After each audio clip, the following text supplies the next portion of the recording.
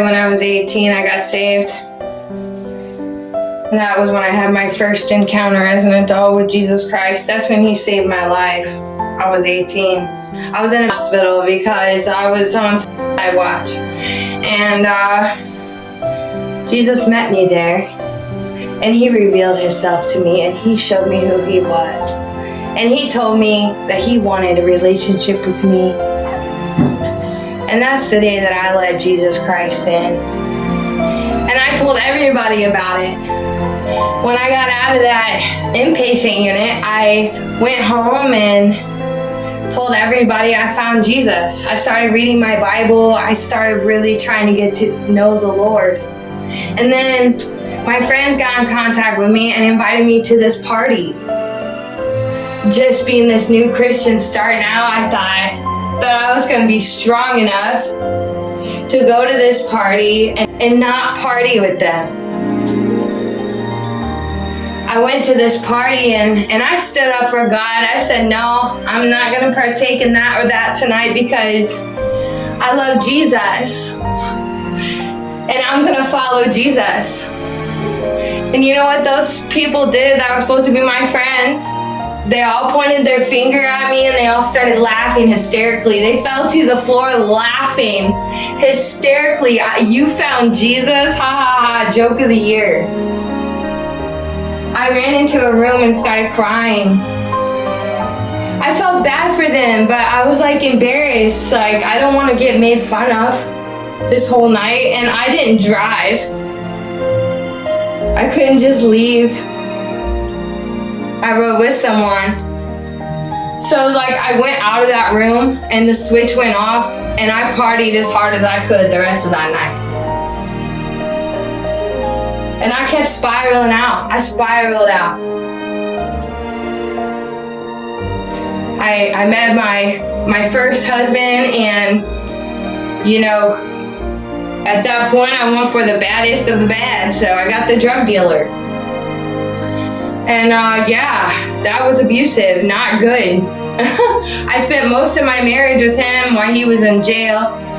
And then we got divorced because of an affair that he had.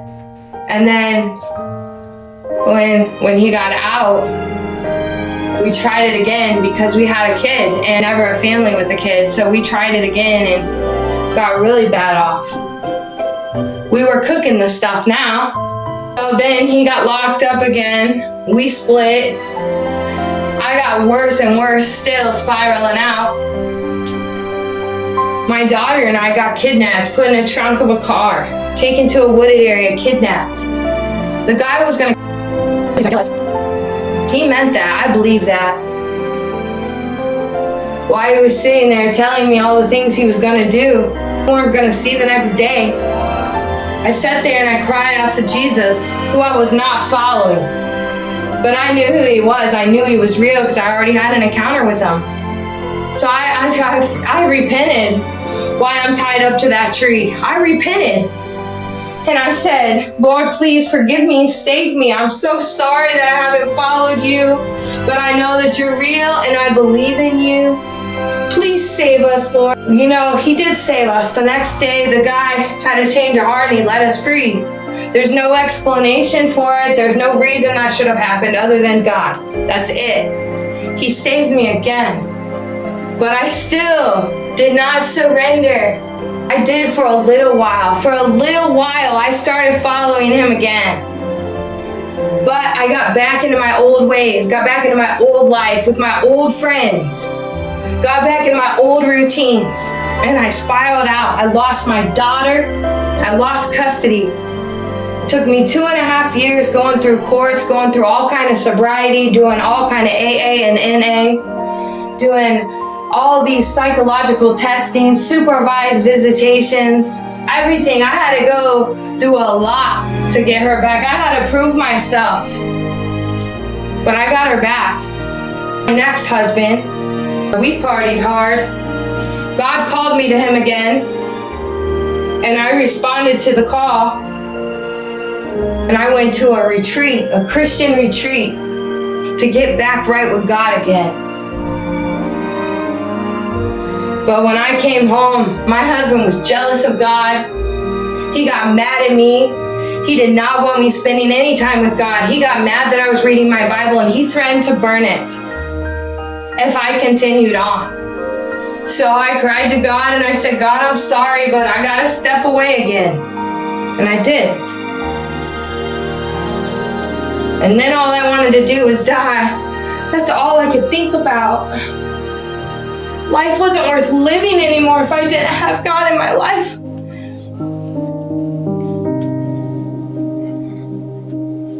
But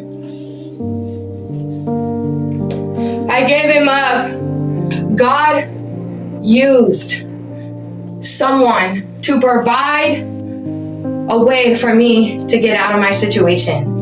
And so I got into my new place that was the bottom of the barrel place. It was full of black mold. The carpet was ripped up.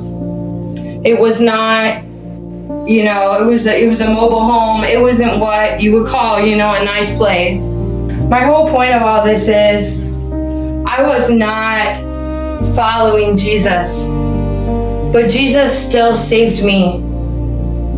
He still came through for me in all my bad situations. And when I look back now, I'm so thankful for Jesus Christ. I'm so thankful for him. He saved me and saved me and saved me when I did not deserve it. I absolutely did not deserve it. And he came through, and he will do it for you. He will. So what I'm saying is, it doesn't matter who you are, how bad you are, or what kind of lifestyle you're living right now. Jesus Christ still wants a relationship with you. He created you, and he loves you. In 2021, it was the winter, so it was like January, February. In 2021, I fell to my knees and surrendered my life to the Lord. I finally realized that I was ready to do it his way. I had literally struggled my whole life.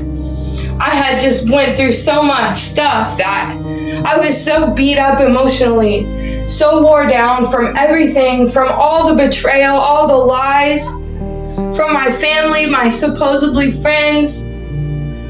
I was crushed in my spirit, and every time, God never let me down. He was always there. He was always there.